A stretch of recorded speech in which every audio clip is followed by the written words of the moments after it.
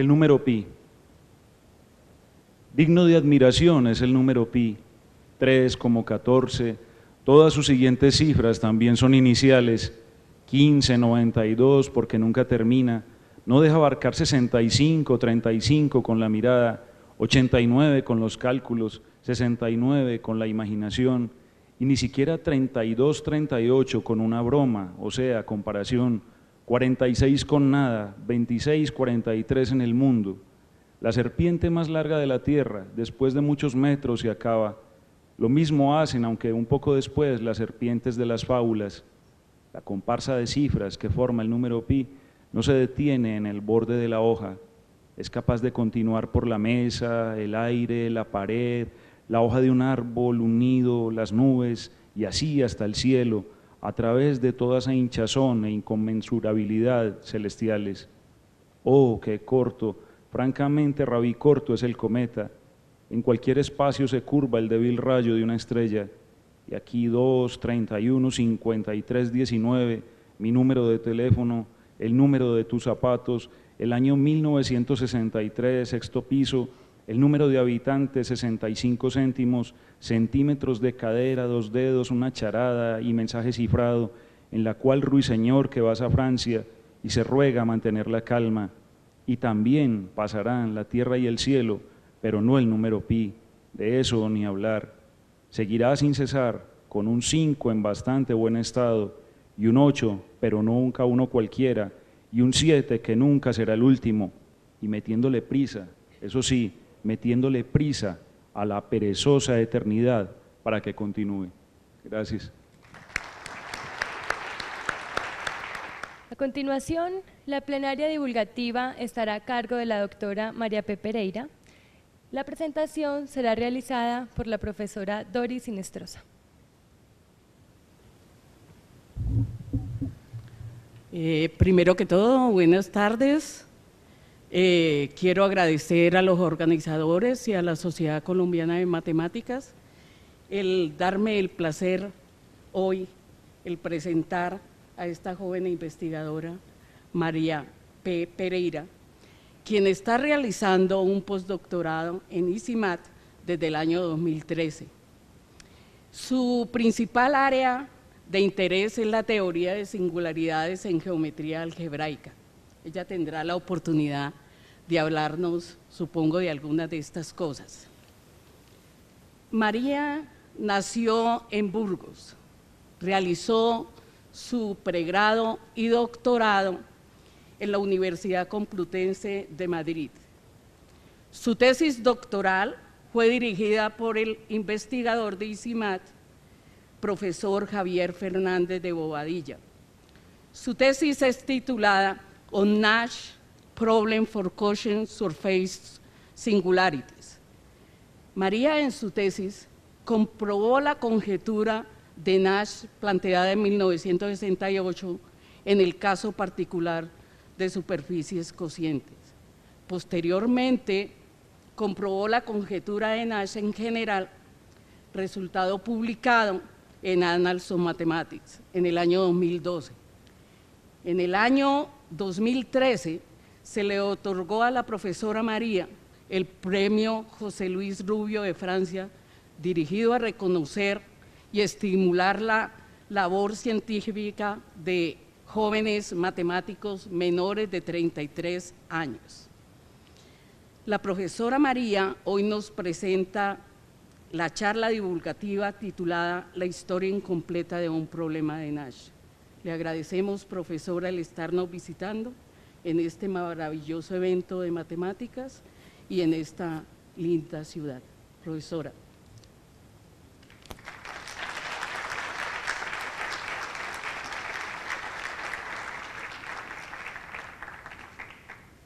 Bueno, buenas tardes a todos. Muchas gracias al Comité Científico por invitarme y darme la oportunidad de estar aquí en este congreso, de venir. Y bueno, para mí se respira un ambiente de una vitalidad enorme y me ha encantado venir.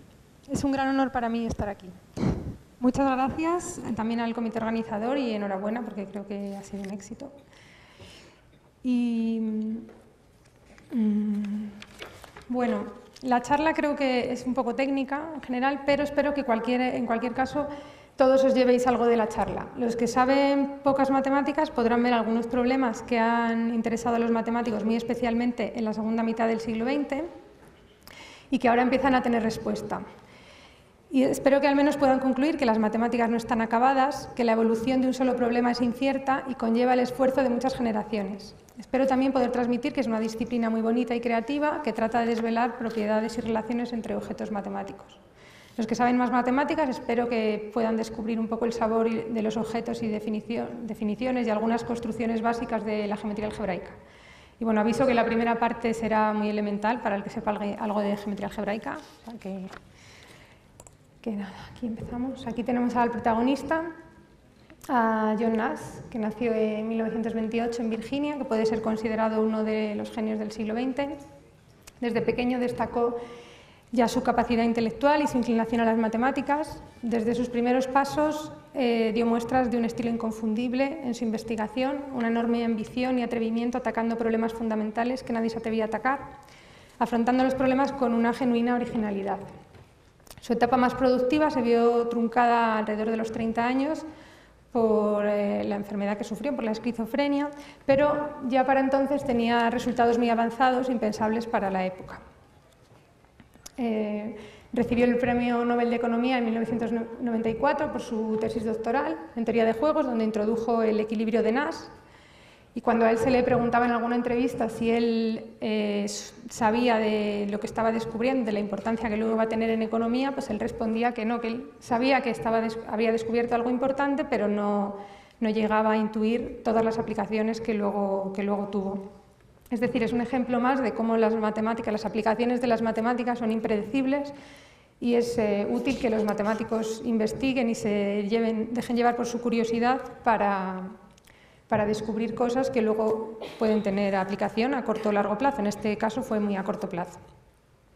Bueno, a los 30 años, como he dicho, tuvo su primer brote de esquizofrenia, pero a pesar de todo, al inicio de este periodo introdujo nuevas ideas y publicó varios trabajos y conjeturas de enorme influencia posterior, como es el caso del trabajo del que voy a hablar.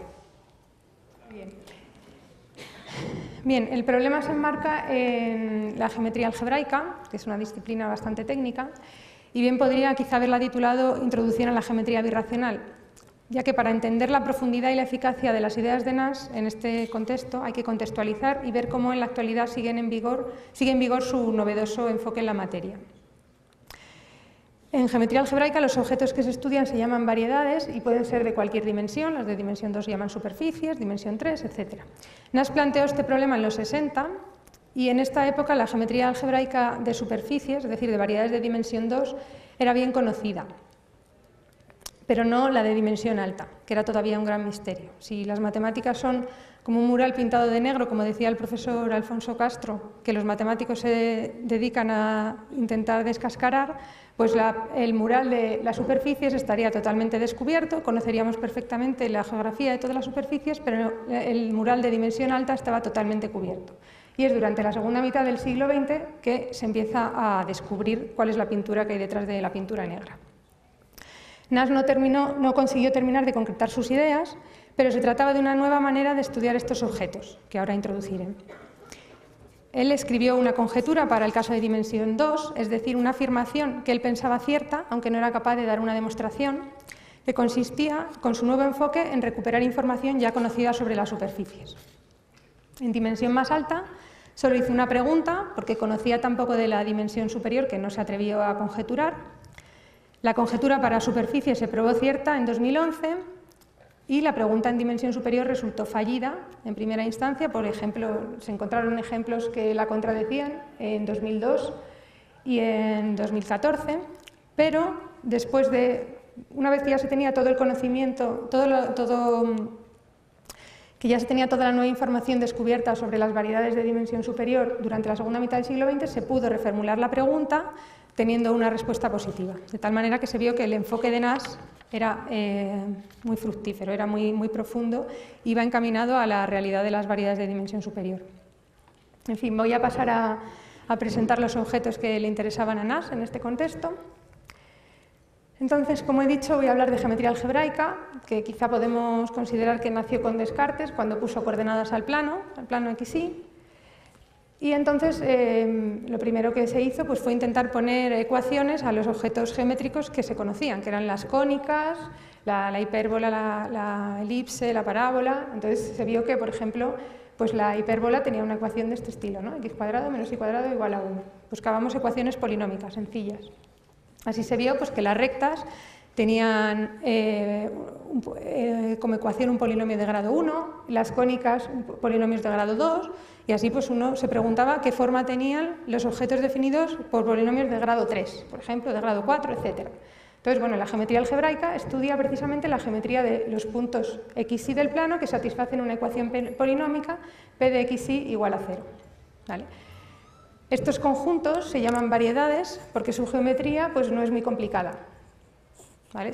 Pues aquí veis que se puede dibujar bien a mano, son como especie de funciones continuas, ¿no? Localmente. Bueno, se quiere entender estos conjuntos mirando solo la ecuación. ¿Vale? Entonces, vamos a estudiar los puntos XY del plano complejo, C2, que satisfacen un polinomio P de XY igual a 0.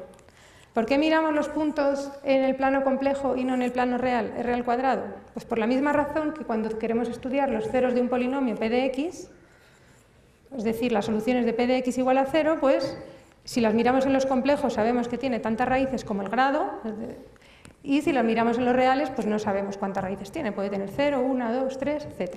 Entonces ahora, si miramos los puntos XY que satisfacen un polinomio, esto siempre va a ser una superficie. Porque una superficie, pues bueno, podemos ver el ambiente C2, es como R4, ¿verdad? Entonces, P de XY van a ser dos ecuaciones en R4 que dependen de 4 variables. ¿Qué variables? La parte real y la parte imaginaria de X y la parte real y la parte imaginaria de Y.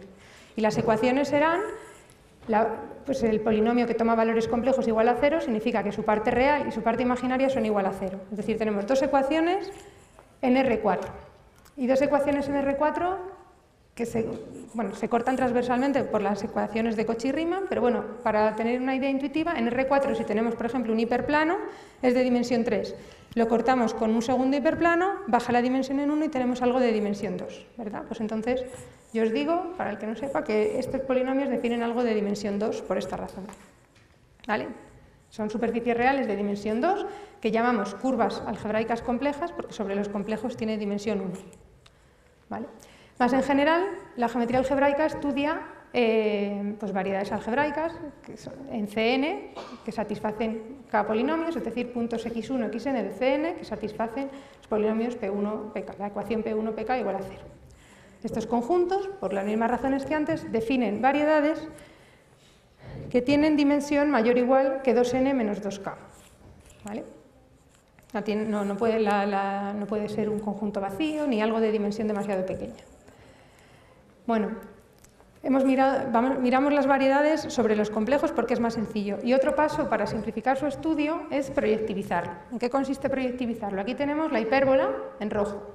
Entonces la hipérbola pues, se va al infinito, ¿no? Lo cual es algo complicado de estudiar muchas veces. Entonces es más fácil verlo como la proyección de un conjunto compacto, como es esta circunferencia. Entonces la hipérbola consiste en la proyección de esta esfera desde el origen, de esta S1, de esta circunferencia, desde el origen. ¿Verdad? Entonces, pues es más fácil la circunferencia que la hipérbola porque es algo acotado. Entonces, ahora en vez de mirar el objeto, la hipérbola, miramos el objeto del S1 o del cono. Y entonces esta circunferencia se puede proyectar bien en este plano horizontal que hemos tomado al principio, pero también lo podemos tomar en un plano vertical, por ejemplo, y obtendríamos una elipse o en cualquier otro plano, ¿vale? Tiene como muchas caras, podemos proyectarlo en todos los planos que queramos. Y también pues, podríamos proyectarlo en una esferita ahí centrada. Y entonces si lo proyectamos ahí siempre, pues ahí en este caso tenemos una circunferencia también, que vuelve a ser acotado y algo compacto, más fácil de tratar. En particular aquí, pues puntos antipodales van a dar la misma proyección, con lo cual tomo la proyección a la esfera y identifico puntos antipodales. Bueno, el caso es que con este procedimiento, en vez de trabajar con la hipérbola, trabajo con la proyección en la esfera, tengo algo compacto, que es una gran ventaja. Bueno, entonces las variedades algebraicas proyectivas pues son objetos definidos por polinomios en cualquiera de sus proyecciones, ¿vale? Siempre que proyectemos, como aquí la hipérbola, ahí tenemos ecuaciones polinómicas. O equivalentemente, hay polinomios en una variable más que definen el cono de rayos, es decir, todos los rayos del origen que tocan al S1. ¿no?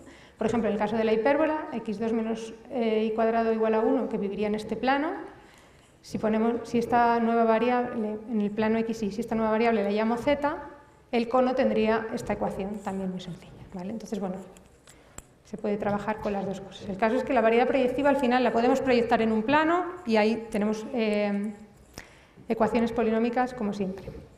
Bueno, este, como habéis visto, es un ejemplo real. ¿Y qué ocurriría en los complejos? Pues la hipérbola, como he dicho, sería una superficie y al proyectivizarla tendríamos algo compacto también, que es una ventaja de proyectivizar, que las variedades proyectivas son compactas. Y entonces, al hacerlo compacto, al hacerlo una superficie cerrada, pues la forma de las curvas complejas proyectivas definidas por un polinomio pues van a ser algo de este tipo, va a ser una superficie cerrada. Entonces estas superficies pues tienen propiedades, por ejemplo, pues el género es como el número de agujeros, esto es como la superficie de un donus, el género. Pues aquí vemos que no todos los puntos son iguales, ¿verdad? Este es un punto especial, esta intersección de dos esferas también es un punto especial. Y bueno, entonces, esto de un punto especial, ¿qué quiere decir? Pues aquí hay distintos tipos de puntos, entonces casi todos los puntos en una variedad decimos que son lisos. ¿Qué significa liso?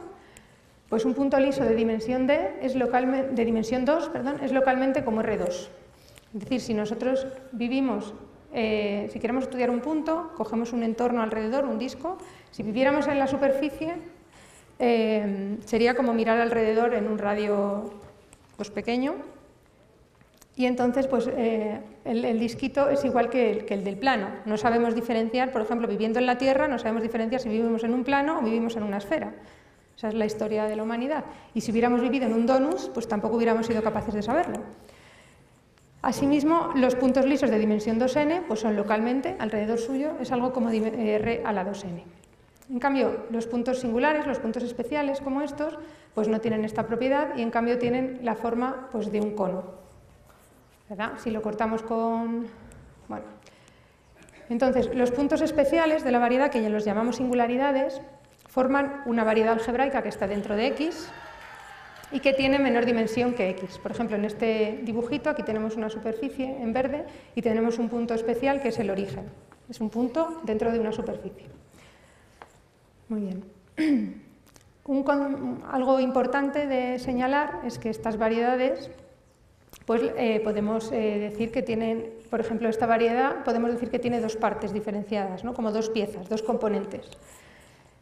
Entonces, cada una de estas componentes es en sí misma una variedad algebraica y podemos decir que toda variedad algebraica se descompone en una cantidad finita de componentes. ¿Vale? Es decir, la variedad es unión no redundante de sus componentes. Esta variedad es la unión de las dos esferas, no la consideramos la unión de las dos esferas más la unión de las curvas contenidas en las esferas, no, cogemos las componentes maximales. ¿Vale? Entonces, otra manera matemática, si queréis, de ver que esto tiene dos piezas, pues consiste en coger nuestra variedad X y quitarle los puntos especiales, los puntos singulares, que aquí sería el punto de intersección, ¿verdad? Es un punto especial. Si le quitamos eso, ahí sí que tenemos dos piezas. ¿Verdad? Pues entonces podemos concluir que hay tantas piezas como piezas o componentes conexas en la variedad menos la parte singular. ¿Vale? Bueno, recapitulando sobre las variedades algebraicas, que son los objetos centrales en geometría algebraica, pues hemos dicho que son conjuntos definidos por polinomios, es decir, soluciones complejas de ecuaciones polinómicas, que los podemos proyectivizar o completar, obteniendo algo compacto, algo cerrado, que tiene la pinta, por ejemplo, en el caso de curvas, como hemos visto, que podemos pensar en alguna de sus proyecciones en Cn y verla como solución de polinomios. Y las dimensiones las vemos sobre los complejos. ¿Vale? Sobre los reales siempre tendrán dimensión par. Así, una curva siempre tiene dimensión compleja 1, sería una superficie real. Una superficie tendrá dimensión compleja 2, dimensión real 4. Una variedad de dimensión 3, una 3 variedad, tendrá dimensión real 6, etc. ¿Vale? Vale. Entonces, en el problema de Nash, por ejemplo, se va a diferenciar el caso de superficies del caso de dimensión superior. ¿Vale? Bueno. Y las variedades, asimismo, pueden tener puntos especiales o singularidades o pueden no tenerlos, pueden ser totalmente lisos. ¿Vale? Y cada una de las variedades se puede descomponer en una cantidad finita de componentes. ¿Vale? Por otra parte, dentro de una variedad hay variedades contenidas en ella de dimensión más baja, que las llamaremos subvariedades. ¿Vale? Así, dentro de una superficie puede haber curvas. Una curva es una subvariedad de la superficie. Y bueno, ya tenemos los objetos que queremos estudiar y ahora vamos a ver cómo se relacionan esos objetos, qué aplicaciones o mapas podemos definir entre ellos. Entonces, por ejemplo, una construcción muy importante pues es la siguiente. Consideramos la proyección de esta superficie de aquí en el disco. ¿Vale? La superficie de arriba se denota así, bueno, el disco. Entonces, ¿en qué consiste la superficie de arriba? Pues lo voy a construir a partir del disco. Nos fijamos en el disco. El disco tiene todos los rayos que pasan por el origen, ¿verdad? Y lo que voy a hacer va a ser desplegarlo. Cojo el rayo horizontal, si queréis, y lo despliego hacia arriba, ¿vale? De tal manera que la preimagen de cada rayo aquí, pues es también un rayo aquí, y todos esos rayos aquí arriba son disjuntos, ¿verdad? Porque los hemos desplegado. Es como si hubiéramos estirado el origen. Hemos estirado el origen convirtiéndolo en ese E. De tal manera, la preimagen del origen va a ser toda esta recta E, que a su vez puede verse como la familia de todos los rayos, porque cada punto de aquí va a cortar solo a un único rayo, que corresponde a un rayo abajo. ¿Vale? La preimagen del origen es todo E, lo cual significa que la aplicación hacia arriba no está definida en el origen, que el origen no sabe cómo elegir un punto aquí, todos son iguales para él. Pero fuera del origen la aplicación es biyectiva. ¿Vale? Así, a la aplicación de abajo a arriba se llama explosión del origen, porque hemos convertido el origen en una curva. Y si la miramos de arriba abajo, decimos que la aplicación contrae E al origen. ¿Vale? Es una contracción, contrae o colapsa E a un punto. Podemos pensar que la superficie de abajo es más pequeña, porque hemos contraído una recta. ¿Vale? ¿Para qué sirve esta construcción? Pues, por ejemplo, sirve para construir otras superficies. Tenemos una superficie, cogemos un punto y recortamos un disco alrededor del punto. Y ahora vamos a mirar esta superficie de arriba. Esta superficie de arriba, en el fondo, tendría que tener identificada esta recta con esta otra recta. La hemos desplegado, pero es la misma recta, habría que pegarla. Y entonces, al pegarla, ¿qué obtenemos? La cinta de Möbius, ¿verdad? La cinta de Möbius tiene de borde una circunferencia también. Luego, si en la superficie en la que estoy he recortado un disco, en esa circunferencia por donde he recortado, puedo pegar, en vez del disco, puedo pegar la cinta de Möbius, porque tiene de borde solo el círculo. ¿Vale? De esta manera he construido una superficie totalmente diferente a la anterior, la he transformado.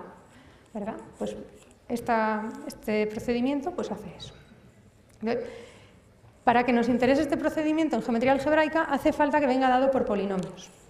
¿Verdad? Entonces, bueno, esto es difícil que me sigáis en el momento, pero me podéis creer que, por ejemplo, si miramos la aplicación de abajo arriba, cojo un puntito aquí, xy en realidad puede estar dado como y es la pendiente de la recta, x partido por y.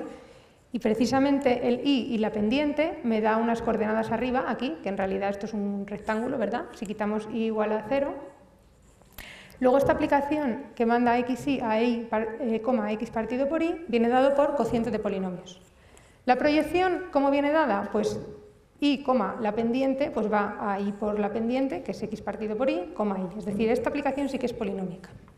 Y la de arriba no nos queda otra que aceptar que tenga cociente, que de hecho aquí se ve muy bien, por ejemplo, que no está definida en el origen, porque no está definida cuando y es igual a 0, ¿verdad? Nos da una pista también de cómo es la forma. Bueno, entonces eso, como he dicho, lo voy a decir. Ahora tengo aquí estas fórmulas, digamos, que me dan la aplicación y las puedo interpretar, en vez de con los reales, como estoy aquí en un disco NR2, las puedo interpretar complejo. ¿Verdad? En los complejos estos xy. Entonces, haciendo este procedimiento con los números complejos y estas ecuaciones, la preimagen del origen de C2 será S2, no S1, ¿vale? Como es aquí. ¿Vale? Entonces, cuando exploto en una superficie compleja un punto, estoy sustituyendo el punto por una esfera, ¿de acuerdo? Por S2. Bueno, esta construcción estas explosiones y contracciones, pues dan construcciones muy bonitas. Por ejemplo, aquí tenemos 3 rectas, ¿verdad?, que se cortan en 3 puntos, y ahora imaginaros que exploto este punto, es decir, lo estiro, sustituyendo el punto por una recta, como antes, y hago lo mismo con estos 3 puntos, con los 3 puntos, los exploto y obtengo aquí 3 rectas. Aquí tengo un hexágono. Y ahora puedo decidir colapsar las rectas rojas, de tal manera que las colapso a un punto. Hago el procedimiento inverso, la proyección. Con lo cual, si me fijo de la transformación que va de aquí a aquí, ¿qué hace? Aquí, estira los puntos verdes a las rectas y colapsa las rectas rojas a los puntos. Y aquí al revés. Colapsa las rectas verdes a los puntos verdes y estira o explota los puntos rojos a las rectas rojas. Esta aplicación se puede escribir en coordenadas muy sencillas y pues es un ejemplo de transformación en la que unas variedades se colapsan, que serían en este sentido las rojas, y otras variedades se explotan.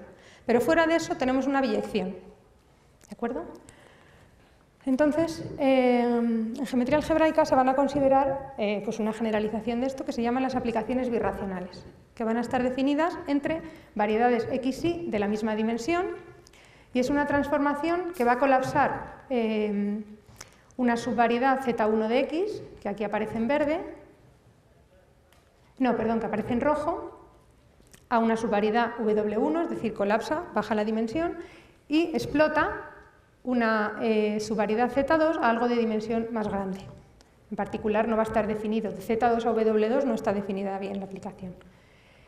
Bueno, estas cosas que exploto y colapso tienen que tener necesariamente menor dimensión que x e y. Este dibujo es un poco engañoso, aquí el ambiente, la bola esta donde vive, tiene que tener al menos dimensión 3 o mayor, ¿vale? Y fuera de estos conjuntos que uno colapsa y explota, tenemos una biyección, como he dicho antes, como en el ejemplo anterior. Y es importante pedirle a estas aplicaciones que vengan dadas por cociente de polinomios, ¿vale? Porque si no, no nos interesan en la geometría algebraica, ¿vale? Entonces, por ejemplo, cociente de polinomios significa que esta aplicación en principio no está definida donde G1 es igual a 0 o Gm igual a 0. En particular, la parte que explotamos pues va a estar contenida en el lugar de puntos donde se anulan alguno de estos polinomios, ¿vale? Un caso particular es cuando en esta aplicación no hay nada que se explote, algo que se colapsa. Entonces, si solo contrae o colapsa algo, entonces la aplicación está definida en todo punto, ¿vale? Decimos que es regular y en vez de escribirla con líneas discontinuas, como he escrito aquí, porque no está definida siempre, la pongo con línea continua, ¿vale? Entonces, la geometría birracional, ¿qué estudia? Pues coge una variedad y mira todas las variedades que se obtienen por estas transformaciones que acabo de explicar. Y estas transformaciones, igual que en el ejemplo del blow-up de un punto de C2, pues cambian totalmente la geometría de la variedad, ¿no? Con lo cual, si yo cojo x1 y todas las variedades que aparecen aquí, pues la geometría pues son muy diversas, ¿vale? Pero, sin embargo, pues uno espera que tengan propiedades comunes, todas estas variedades, ¿vale? Se dice, en particular, que son birracionalmente equivalentes, porque existe una aplicación birracional entre ellas. Y una pregunta clave en geometría birracional y en nuestro problema es cuál es el elemento más simple de una clase. Si podemos señalar alguno de todos ellos que sea más sencillo, ¿vale? Entonces, pues eso, como he dicho, la geometría algebraica trata de objetos definidos por polinomios y aplicaciones entre ellas dadas por cocientes de polinomios. Pero para darle un sentido a las transformaciones dadas por cociente de polinomios y todo, pues hay que coger papel y lápiz. O sea, es muy difícil que en una primera charla vean claro esto en qué consiste. Pero, de todos modos, pues espero que puedan seguir un poco los resultados y ideas importantes de la teoría y se dejen un poco llevar. ¿De acuerdo? Y bueno, una cosa importante es que no todo es posible con polinomios. Uno puede imaginar geométricamente una situación, una aplicación, pero puede no ser realizable con polinomios o con cociente de polinomios. Así, por ejemplo, si tenemos una variedad algebraica x y una subvariedad y dentro de x de menor dimensión, no siempre existe una aplicación polinómica, o sea, dada por cociente de polinomios, que colapse y, obteniendo otra variedad algebraica x' de la misma dimensión que x. Esto puede no existir. Y de hecho es un problema importante entender cuándo estas contracciones de ciertas variedades existen. Hay muchísimo desarrollo en geometría algebraica con métodos muy sofisticados de cohomología, de teoremas de anulación, que precisamente tratan de ver cuándo estas aplicaciones existen.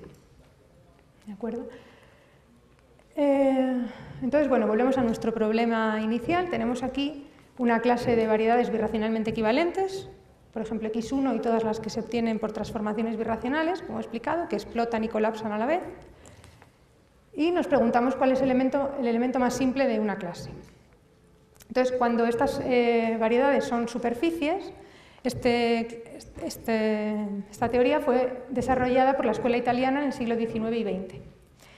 Pero cuando estas variedades tienen dimensión mayor, 3 o más, pues fue un misterio hasta los años 80 cómo decidir si había un objeto minimal y, bueno, pues tener información sobre qué tipo de transformaciones hay aquí. Observad que aquí hay algunas flechas continuas, que significa que son simplemente contracciones, y las discontinuas, sin más, ahí se explota y se contrae cosas. ¿Vale? Entonces, un primer paso fue dado por Hironaka en el 64, y lo que vio fue que en toda clase birracional de variedades siempre hay alguna lisa, sin singularidades. ¿Vale? Aquí las he puesto en rojo. Por ejemplo, estamos estudiando la clase de X1 y hay 2 al menos que son lisas. Bueno, puede haber un montón. ¿Vale? Aquí he puesto 5, pero obviamente esta clase es infinita. O sea, en general, estas clases. Entonces, más en concreto, el resultado de Hironaka es más fuerte. Dice que existen resoluciones de X. ¿Qué es una resolución? Pues será una variedad lisa y una contracción de la variedad lisa en la variedad X, que va a contraer una subvariedad, y que solo modifica fuera del lugar singular. ¿Vale? O sea, contrae algo que lo llamamos lugar excepcional E y lo contrae exactamente al lugar singular. ¿Vale? Entonces, bueno, no solo sé que hay elementos aquí lisos, sino que además hay una contracción a mi variedad inicial. ¿Vale? Entonces, por ejemplo, aquí tengo un dibujo de la resolución, tengo aquí mi variedad X con un punto singular, y obtengo una variedad lisa X tilde y con una subvariedad dentro, que es E, que aquí tiene 3 componentes, que se van a colapsar a la singularidad. ¿Vale? Y fuera de ese lugar E no se cambia nada. La variedad ahí es una biyección. ¿Vale? Entonces, en general, no es fácil encontrar una resolución dada una variedad, pero, por ejemplo, es sencillo en el caso de curvas, fue hecho por Newton. Por ejemplo, aquí tenemos una curva dada por x al cubo menos y al cuadrado.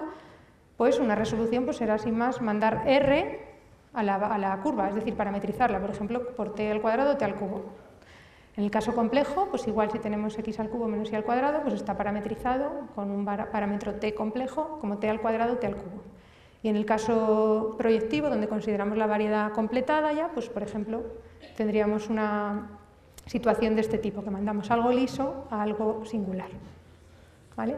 El caso de superficies también era conocido cuando Hironaka hizo su teorema, y además se tiene que ahí sí que existe una resolución minimal para superficies, es decir, de todas las superficies lisas de la clase birracional hay una que es la más pequeña posible. ¿En qué sentido? Pues, o sea, si esta es la más pequeña posible, si tengo otra cualquiera, es una resolución, es decir, aquí hay una subvariedad que se va a colapsar a la singularidad. Entonces, si esta es la minimal, significa que primero colapso parte aquí y después termino de colapsar en X, ¿vale? Siempre puedo pasar por X tilde, por la resolución minimal, para llegar a X. Eso significa minimal, que hay una mínima, en este caso. Es decir, que si esta es la resolución minimal y yo tengo aquí otra resolución a X, pues hay una contracción primero a la resolución minimal que después va a X. ¿Vale? ¿Qué pasa en dimensión superior? Pues en dimensión superior, por el teorema de Hironaka, hay muchas resoluciones, muchas variedades lisas, pero no hay ninguna relación entre ellas. Solo sabemos, por estar en la misma clase birracional, que están relacionadas por una transformación birracional, pero nada más. ¿Vale? Bueno, aquí está una foto de Hironaka, que fue el que demostró este teorema y por lo que recibió la medalla Fields en 1970, que es como el mayor premio para un matemático joven, menos. Hasta los 40.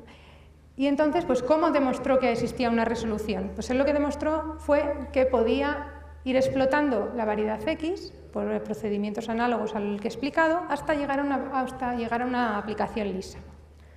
¿Vale?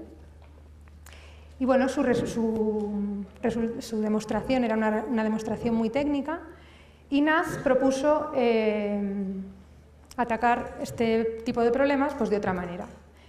Él, en vez de buscar un procedimiento, pues se metió un poco en la singularidad. Se metió en la singularidad y decidió estudiar todas las trayectorias que pasan por la singularidad. ¿De acuerdo? La singularidad es un punto especial, pues qué menos que ver todos los caminos que pasan por ahí para estudiarlo. Entonces, pues bueno, no cogía cualquier camino, cogía unos que se denominan arcos, que tienen, bueno, que están dados pues por series de potencias, ¿no? Tenemos aquí nuestro arco, pues nuestro arco va a ser la imagen de una parametrización dada por series de potencias, es decir, que manda t a pues n series de potencias, ¿vale? Y pedimos que en tiempo cero, si t es el parámetro que parametriza el arco, pues los arcos pasen por la singularidad. ¿De acuerdo? Entonces, pues por ejemplo, vamos a ver el espacio de arcos de esta superficie x, z menos y al cubo, define una superficie en C3. ¿Cómo son los arcos que pasan por la singularidad aquí? Los arcos hemos dicho que están dados por series de potencias, ¿no? Para cada tiempo t, estas tres series de potencias nos dicen dónde estamos en la superficie. Queremos que esto esté contenido en la superficie, luego queremos que satisfaga este polinomio, esta ecuación polinómica, ¿no? Entonces metemos aquí las series, la primera por la tercera menos la segunda, al cubo, igual a 0. Entonces esto, si desarrollamos esto, nos va a quedar una serie en t. Que sea igual a 0 va a significar que el coeficiente de t es igual a 0, el coeficiente de t cuadrado igual a 0, etc. Entonces, el coeficiente de t cuadrado pues es el A1 por C1, que son los coeficientes que aparecen en las series, etc., ¿no? Es una cantidad infinita de ecuaciones polinómicas.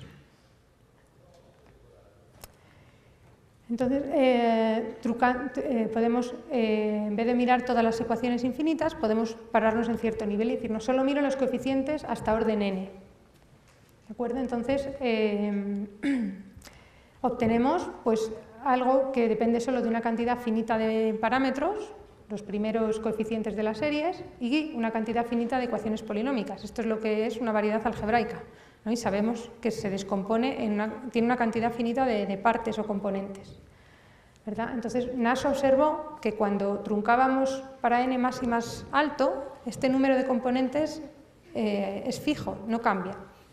Y por tanto da una descomposición cuando n tiende a infinito, que es el espacio de arcos, ¿vale? Entonces, lo que se concluye es que el espacio de arcos, que es algo monstruoso, si queréis, que depende de una cantidad infinita de parámetros, que son los coeficientes de las tres series, una cantidad infinita, pues tiene también una cantidad finita de componentes. Aquí tenemos el espacio de arcos y tiene como tres partes diferenciadas, ¿no? Vale. Entonces, Nash quería, utilizando estos arcos, estudiar las superficies, en particular la resolución, ¿no? Entonces, ¿cuál es la relación entre los arcos y la resolución? O las variedades lisas. Tenemos una superficie X y sabemos que existe resolución, es decir, superficies lisas X tilde, tal que colapsando esta subvariedad E a la singularidad, pues, bueno, que esta configuración existe. Entonces, si yo ahora tengo un arco en X, como esta aplicación es una biyección fuera, no cambia nada fuera de la singularidad, pues el arco también lo podemos ver arriba, ¿vale? De hecho, se puede completar porque esta aplicación es muy sencilla.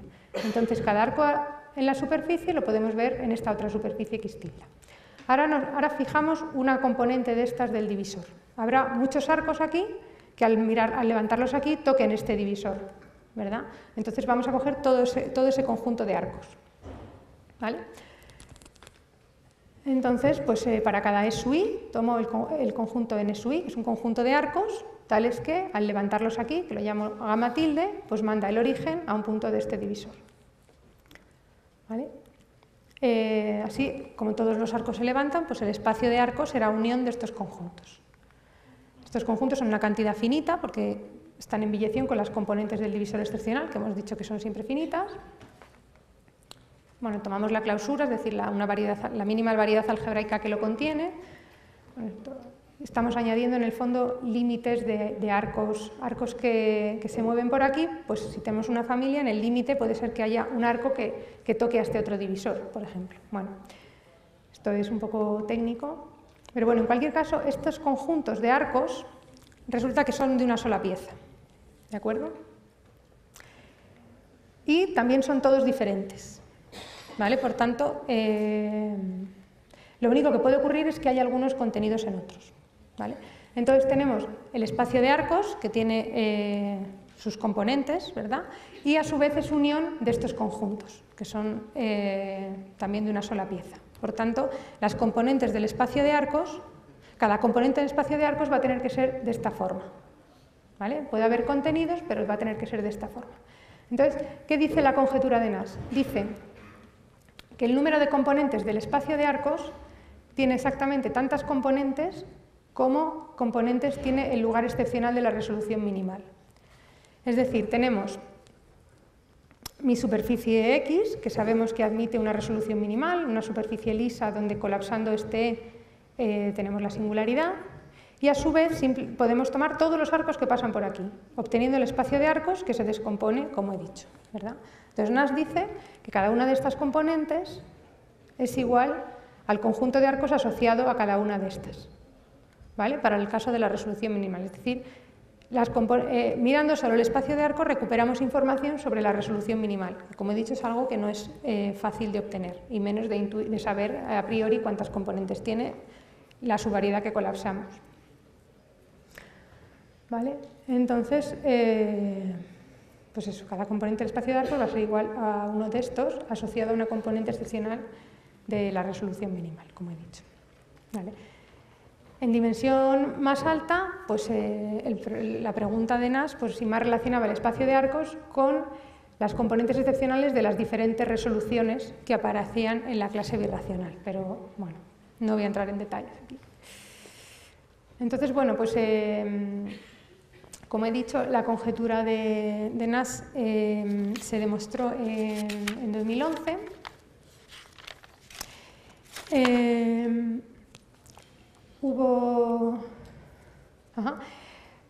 Se demostró en 2011, pero hasta ese momento, pues en realidad los matemáticos no tenían claro si iba a ser cierta o no. De hecho, se intentaba buscar ejemplos que la refutaran y bueno, también se comprobó que era cierto en varios ejemplos y en varias clases de singularidades. En dimensión 3 se vio que el problema era falso, pero veremos más adelante que hubo una reformulación, que admitía una reformulación ya con todo el conocimiento del desarrollo de todo el siglo XX, que era cierta. Bueno, el caso es que Nash conjeturó solo en dimensión 2 porque sabía que existía una resolución minimal, ¿verdad? En dimensión superior no había noción de elemento minimal en cada clase birracional. Entonces vamos a ver cómo se obtiene la resolución minimal en superficies y vamos a ver cómo se generaliza a dimensión superior, ¿vale? Para esto, para ver cómo se obtiene la resolución minimal y la generalización, es fundamental poder medir cómo se intersecan dos subvariedades, ¿vale?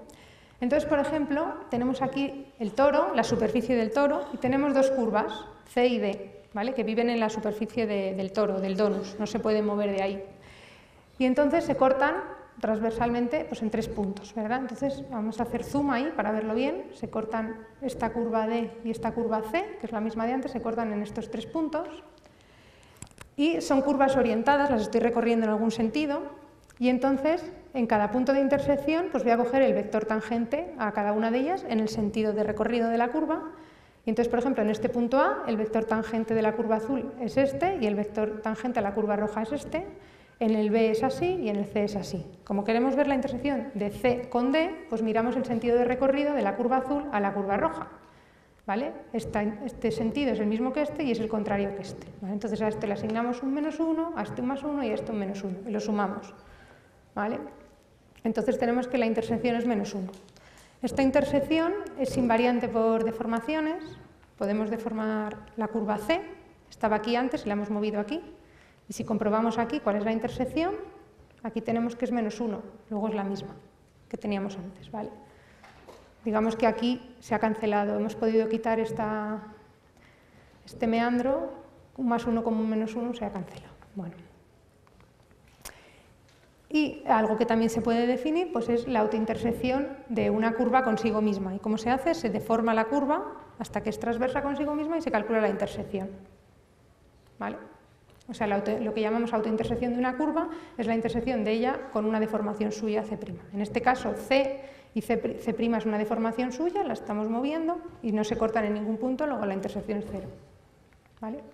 Entonces, cuando hacemos esta operación que he hecho antes, del blow-up en el origen, hemos creado esta curva, ¿verdad? Que después de pegar la parte de arriba y la de abajo es una curva cerrada, es un S1, y que he dicho que cuando estamos en los complejos, pues en vez de una circunferencia, lo que sale es una esfera, ¿verdad? Bueno, pues esa esfera, si se deforma, si se mueve, se ve que tiene autointersección -1. ¿Vale?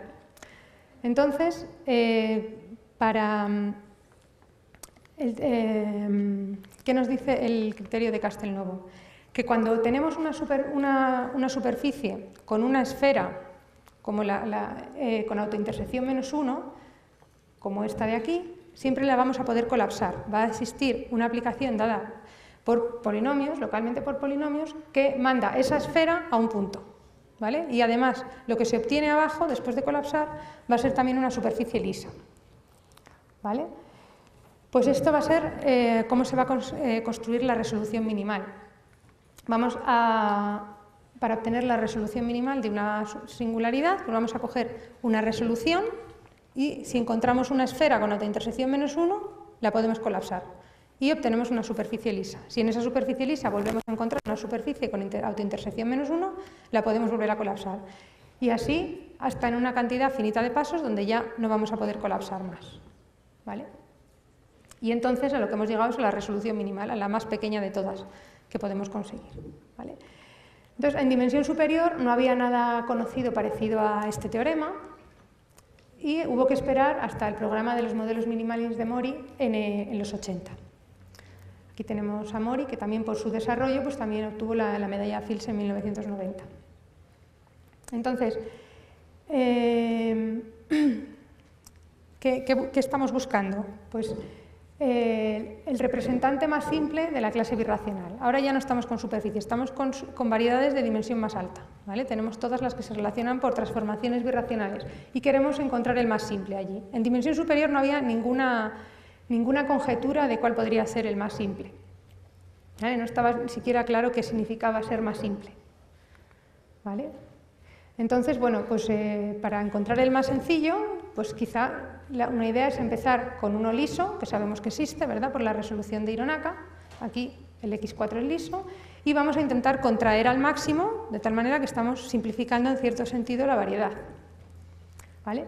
Pero como he dicho, saber que hay contracciones, que podemos contraer algo, no es trivial, eso es un problema muy difícil. Y además, al contraer, pues podemos encontrarnos con singularidades muy complicadas que tampoco nos interesan. Y en cualquier caso, aunque pretendamos contraer para simplificar la variedad, pues quizá no tenemos por qué parar nunca, quizá seguimos contrayendo, bueno, hay muchos problemas alrededor, ¿no? Entonces, un primer paso fue dado por Mori, fue decir que si una aplicación es una contracción, es decir, contrae algo, entonces siempre contrae una curva compleja que es una esfera, ¿vale? Como en el caso anterior. Si contrae algo, contrae una esfera. ¿Vale? Entonces, pues si estamos buscando contracciones que parten de X, lo primero es encontrar esferas en X que se puedan contraer, ¿verdad? Ya tenemos una pista de dónde buscar. Y también vio pues, que las aplicaciones... Bueno, la filosofía de Mori era que precisamente estas aplicaciones regulares o las contracciones estaban caracterizadas por las curvas complejas que se colapsaban, ¿vale? Y vio que si se colapsaba una curva compleja, entonces se colapsaban todas las que tenían las mismas propiedades de intersección que ella, ¿vale? Con otras subvariedades. Bueno, esto...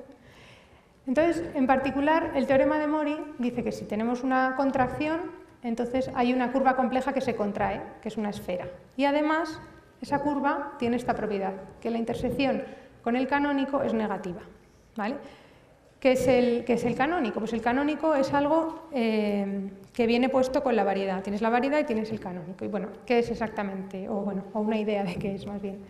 Pues, por ejemplo, si tenemos una superficie en R3, pues podemos integrar funciones y eso da pues, una medida del área de la superficie, ¿no? Pues en variedades proyectivas lo que se integra no son funciones, son formas diferenciales de grado máximo, que en cierto modo pues, generalizan a las funciones.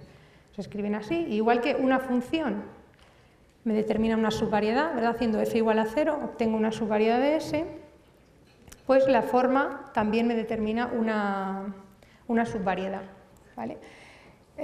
Por tratarse de variedades proyectivas, pues esta función holomorfa o polinomial, si queréis, es en realidad una función racional, es como f partido por g, con lo cual la subvariedad que define pues viene dada por los ceros de f y los ceros de g, es decir, los polos, los ceros y los polos de h, ¿vale?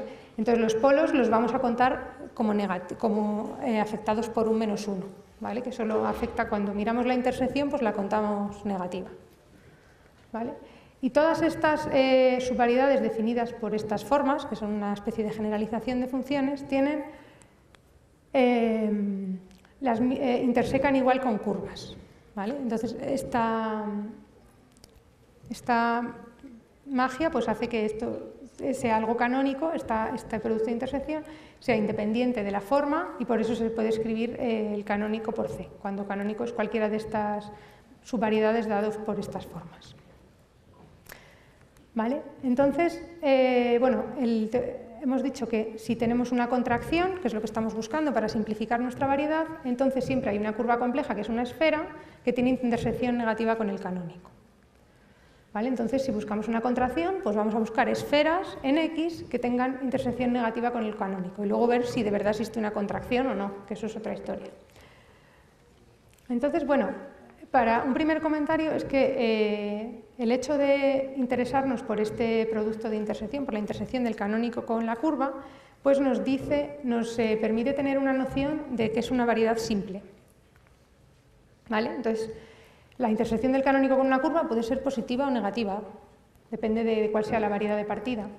Pero, por ejemplo, puede haber variedades que siempre den positivo al intersecar con curvas, ¿vale? Hay muchas variedades así, o que siempre den cero. Entonces son las Calabi-Yau, que aparecen en muchas aplicaciones, en la física, etc. O que siempre den negativo. Entonces son las variedades de Fano. Bueno, en el caso de curvas, pues el canónico es una subvariedad en la curva, es decir, son puntos afectados por un signo, más o menos, y podemos tomar la suma de los signos, que será igual a 2 menos 2g. ¿Vale? En vez de intersecar aquí, en el caso de curvas se toma 2 menos 2g. Entonces tenemos tres casos, ¿vale? Que, como podéis, que a partir del dibujo pues se ve que está un poco en correlación con el estudio de métricas especiales de curvatura negativa, cero o positiva. Pero en dimensión superior, pues estos tres casos no son todo, ¿vale? No se puede reducir siempre a estos modelos simples.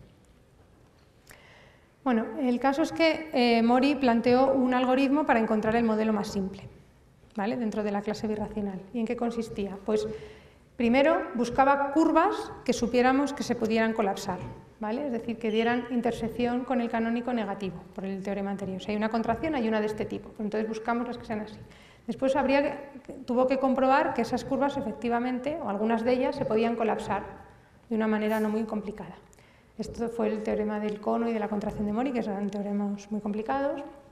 Y después había que estudiar la imagen de la contracción, ¿vale? La imagen de la contracción en principio puede ser de dimensión menor, y entonces ya el algoritmo termina, o puede ser de la misma dimensión, es decir, seguimos en la misma clase birracional, en el mismo diagramita de flechas que estábamos. Y entonces pues podemos repetir el proceso, a ver si buscamos una curva susceptible de ser contraída, si la podemos contraer y ver el resultado. Un primer problema es que al contraer pueden aparecer singularidades sencillas, ¿vale? Terminales. Estas singularidades estaban ya muy estudiadas en la época, para fortuna de Mori, ¿no? Y entonces pues había que extender este algoritmo a no solo variedades lisas, sino variedades con singularidades, ¿vale? Entonces esto pues también funcionaba, el mismo algoritmo que presentó Mori. Y entonces, pues, otro problema era ver que el algoritmo funcionaba, es decir, que no podías contraer indefinidamente, que había un momento en que ya no se podía contraer más. Eso lo probó Mori en dimensión 3, fue el teorema fundamental, y en dimensión más alta, en 1988, y en dimensión más alta, en 2006, fue probado por McKernan, Heikon, Birkar y Cassini, ¿vale? Entonces, cuando ya no podemos contraer más, es decir, simplificar más la variedad, porque todas las curvas dan intersección positiva o cero con el canónico, pues entonces tenemos un modelo minimal, ¿vale? Entonces, que bueno, puede tener singularidades, no como en el caso de superficies, que era algo liso, sino que puede tener singularidades. Es decir, que ahora ya este diagrama, que antes no tenía ninguna información en dimensión superior, pues ya sabemos que todas estas contracciones existen. Partimos de una variedad x1, tomamos su resolución y puedo aplicar el algoritmo que acabo de describir, buscar contracciones, hasta que al final ya no puedo contraer más y tengo un modelo minimal, ¿vale? Que ya se contrae directamente a mi singularidad original, ¿vale? Entonces, volviendo al problema de Nash, pues claro, ahora ya sabemos mucho más de la geometría birracional en dimensión superior, ¿no? Nash solo sabía esto, es decir, solo sabía que había algunas variedades lisas, ¿verdad?, que se obtenían, pero no sabía nada más. Y en cambio ahora ya sabemos pues, que existe uno que podemos llamar modelo minimal, ¿vale? Que solo se entendió, incluso se conjeturó 25 años después que Nash propusiera su ataque, ¿no? Entonces, si para superficies el espacio de arcos da información sobre la resolución minimal, pues ¿qué va a ocurrir en dimensión superior? Pues que va a dar información sobre el modelo minimal que acabamos de obtener, ¿vale? Pero Nash no podía plantear su problema en estos términos porque no se conocía nada de esto en esa época, ¿vale? Pero en cambio lo que va a corroborar el siguiente resultado es que sus técnicas eran muy potentes y sirven para estudiar lo que se sabe pues 50 años después. Entonces, la reformulación del problema de Nash que hicieron Roy Ocampo y de Fernes en 2014, pues da el siguiente resultado. Pues tenemos aquí mi singularidad. Hemos tomado la resolución, hemos aplicado el algoritmo, obteniendo el modelo minimal, ¿verdad? Pues si tomamos aquí una componente excepcional del modelo minimal, tomamos todos los arcos que pasan por ese divisor, esto es un conjunto de arcos, un subconjunto del espacio de arcos, que es precisamente una componente del espacio de arcos, ¿vale? Este es el resultado que se sabe en dimensión superior, ¿de acuerdo? O sea que el espacio de arcos pues también codifica, tiene en su interior la información sobre este modelo minimal que se ha descubierto mucho después, ¿vale? Entonces, pues bueno, aquí está la última aportación que en la línea del problema de Nash que ha podido ser descubierta pues, después de todo el desarrollo de la segunda mitad del siglo XX de la geometría en dimensión superior. Y entonces este enfoque puede continuar. Bueno, pues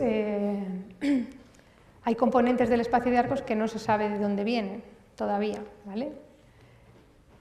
Y con lo cual queda por estudiar pues, el caso de singularidades terminales, etc. Bueno.